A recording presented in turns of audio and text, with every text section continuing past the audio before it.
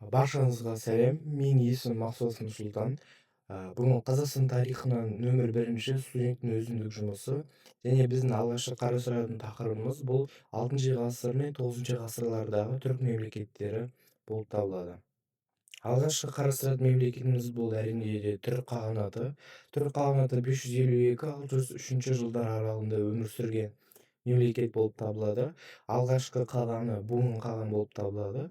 Және де орталықтары, яғни географиялық орналасуын қарастыратын болсақ, бұл Алтай, Жетісу жерлер болып табылады. 603 жылы түрік қағанаты екі жеке дара мемлекетке бөлінген еді.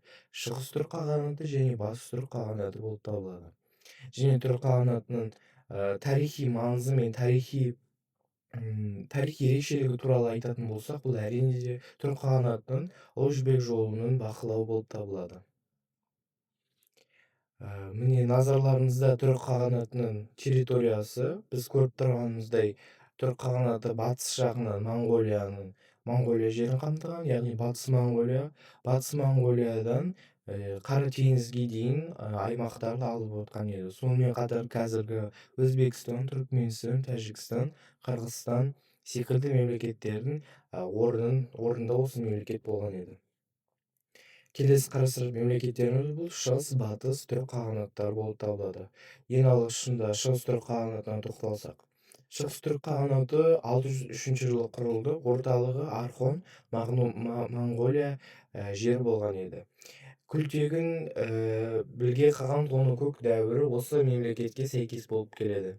Және 744 жылы құлай отырып, оның орнына ұйғыр қағанаты мемлекеті құрылған еді. Келесі қарастыратынымыз бұл батыс түрік қағанаты болып табылады. Шығыс түрік қағанаты секілді 603 жылы құрылды. Орталығы Жетісу, Суяб, Тараз қалалары болған еді. Сонымен қатар ұлы жібек жолы арқылы күшейе отырып, яғни сауда-саттық арқылы осы мемлекет күшейген еді. Алайда 8 ғасырдың басында құлаған еді. Мінекей біздің картамызда шығыс түрік қағанаты мен батыс түрік қағанатының географиялық орналасуы көрсетілген. Шығыс түрік қағанаты Корей түбегінен Моңғолия аймағына дейін жеткен еді, яғни оңтүстік Сібір аймақтарына дейін.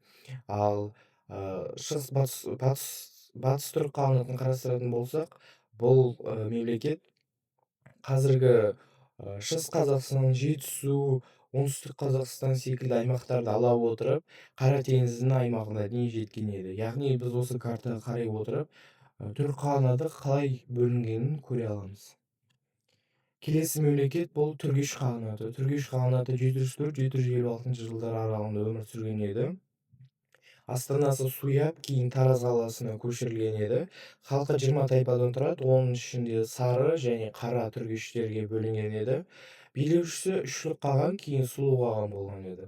Ұлы жібек жолын қорғап, арабтар мен қытайларға қарсы күресті. 756 жылы құлап, оның орнына Қарлұқ қағанаты келді. Біздің картамызда Түргеш қағанатының территориясы көрсетіліп тұр. Түргеш қағанаты қазіргі Жетісу аймағын алып отырған, сонымен қатар қазіргі тәуелсіз Қырғызстанның территориясын алып жатқан еді. Келесі Қарлұқ қағанаты. Қарлұқ қағанаты 756-940 жылдар аралығында өмір сүрген мемлекет болып табылады. Жетісуда құрылған, астанасы Суяб, кейін Баласағұн қаласы болды. Халқы Қарлұқ, Жігіл, Яғма секілді тайпалардан құрылған еді. 766 жылы Таразды алған еді. Ұлы жібек жолын бақылап, Қытай, араб ұйғырлармен байланыста болған. 940 жылы құлап, оның орнына Қарахан мемлекеті келді. Міне біздің картамызда Қарлұқ қағанатының территориясы көрсетіліп тұр. Оның территориясы Алакөлден Ыстықкөлге дейінгі аймақтарды алып отырған. Сонымен қатар Өзбекстанның қазіргі тәуелсіз Өзбекстанның кейбір территория аймақтарын алып жатқан еді. Келесі мемлекет Оғыз мемлекеті. Оғыз мемлекеті 9 ғасырдың соңында Сырдария бойында құрылған, орталығы Яңгикент немесе Жаңа Грузия деп аталған еді. Халқы Оғыз тайпалары 24 тайпадан құрылған. Билеушісі Жабғыл, кеңесшілері Күл-Еркін мен Бұйрықтар болған. Көшпелі мал шаруашылығымен айналысқан мемлекеттердің бірі еді. Ұлы Жібек жолының бір бөлігін бақылаған.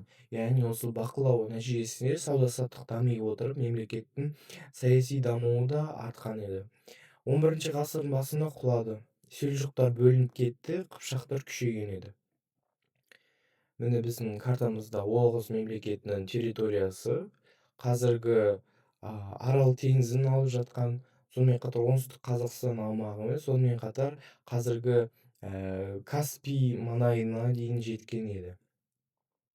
Ұйғыр қағанаты 744-840 жылдар аралығында өмір сүрген мемлекет болып табылады.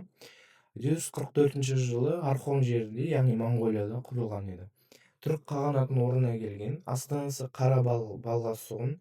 Халқы ұйғыр, тоғыз оғыз, басқа да тайпалардан құрылған еді. Билеушісі басқа қағанаттар секілді қаған еді.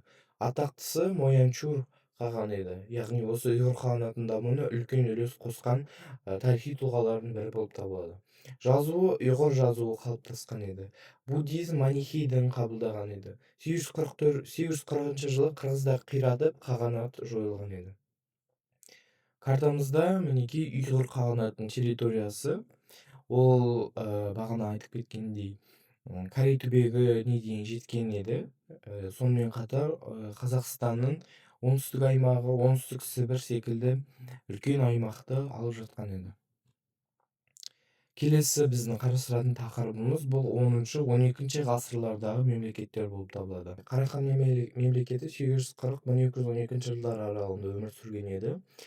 Алғашында 840 жылы құрылды. Қашқар аймағында құрылған еді. Қару қағанатының орнына құрылған мемлекет болып табылады. Астанасы Баласағұн кейін Қашқарға көшірілген еді. Халқы Қарлық, Жігіл, Яғма, Түргеш тағы басқа да түркі тайпалардан құрылған еді. Билеушілері Қарахан әулеті, ең әйгілісі бұл Сатық Боғрахан. Ислам дінін қабылдаған еді. 960 жылы ресми түрде исламды қабылдады, және де осы ислам дінін қабылдай отырып, осы ислам діні ары қарай орталық Азия мемлекеттерінің басқаларына да таралған еді. Келесі атап өтетініміз бұл 11 ғасырдың ортасында шығыс және батысқа бөлініп кеткен еді. Және 1212 жылы мемлекет құлады, оның жерінде Қарақытайлар мен кейін Хорезм-Шах орын алған еді. Біздің картамызда көрсетіліп тұрғандай бұл Қарахан мемлекетінің территориясы, яғни қазіргі оңтүстік Қазақстан аймағын алып жатқан, Өзбекстан, Қырғызстан, Шығыс Түркістан аймақтарын алып жатты. Келесі біздің мемлекет бұл Қарақытай мемлекеті 1125-1218 жылдар аралығында өмір сүрген. 1128 жылы Жетісуда құрылды. Қытайдан қашқан қидандар келіп, осы мемлекетті құрған еді. Орталығы Баласағұн, билеушісі Гурхан, Елуйдашы ең әйгілі билеушілердің бірі болып табылды. Халқы қидандар, түркі тайпалары секілді бірнеше саяси топтардан тұрған еді. Салық жүйесін енгізіп, жергілікті халықты қатаң билеген еді. Ұлы Жібек жолын бақылап отырды. 1211-1212 жылдары Хорезм-Шах Мұхаммед пен наймандар соққы беріп құлаған. Біздің картамызда мінекей осы Қарақытайлардың жер аумағы, қазіргі Шығыс Түркістан, оңтүстік Қазақстан, Жетісу, тіпті Арал аймақтарына дейін жеткен екен. Келесі Қимақ Қыпшақ бірлестігі туралы атап өткен жөн. Қимақ қағанаты 9 ғасырдың аяғы Ертіс бойында құрылған еді. 7 тайпалық одақтан тұрған 11 ғасырдың басында құлады. Ал Қыпшақ хандығы 11 ғасырдың басында Қимақ орнына шыққан еді. Ертістен Дунайға дейінгі далалық аймақты алған. 13 ғасырдың басында моңғолдар жойды.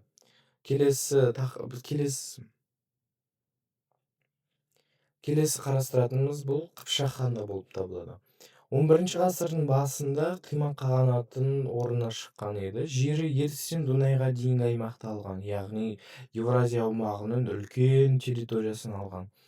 Және де астанасы Сығанақ қаласы. Халқы екі қанатқа бөлінді, оң қанат және сол қанат. Көршілермен соғысты.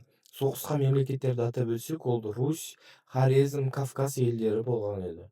13 ғасырдың басында моңғолдар жаулап алған еді. Біздің картамызда міне Қыпшақ хандығының аумағы көрсетілген. өте үлкен территорияны алып жатқан. Бағана айтып кеткендей, ертістен Дунайға дейінгі аймақты алған. Яғни орталық Азиядан Европа аймағына дейін жеткен мемлекет еді. Келесі мемлекет бұл Хазар мемлекеті болып табылады. 7 ғасырда Солтүстік Кавказ, Волга, Кама бойында құрылған, астанасы Итиль қаласы. Халқы хазарлар мен кейбір түркі тайпаларынан тұрған. Діндері иудаизм, христиандық, ислам әсері де болған еді. Ұлы жібек жолын бақылаған. 10 ғасырдың соңында Киевская Русь пен басқа көршілердің соққысы әсерінен құлаған еді және тарихи сахнадан жойылып кетті. Міне біздің картамызда Хазар қағанатының орналасуы, территориясы Орал теңізінен Қара теңізге дейін Киев қаласына дейін жетіп, Кавказ аймақтарын алған еді. Көріп отырғаныңыздай территориясы өте үлкен.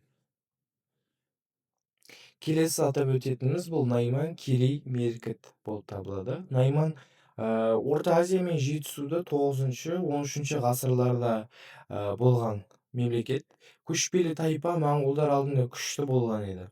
Керей сол дәуірде Жетісуда, Алатау өңірінде мекендеген еді. Моңғол шапқыншылығына дейін тәуелсіз мемлекет болған еді. Меркіт Жетісу мен Сырдария бойында мекендеді. 12-13 ғасырда шығыс түркі тайпалар арасында ықпалды, кейін жош ұрпақтар мен наймандарға қосылған еді.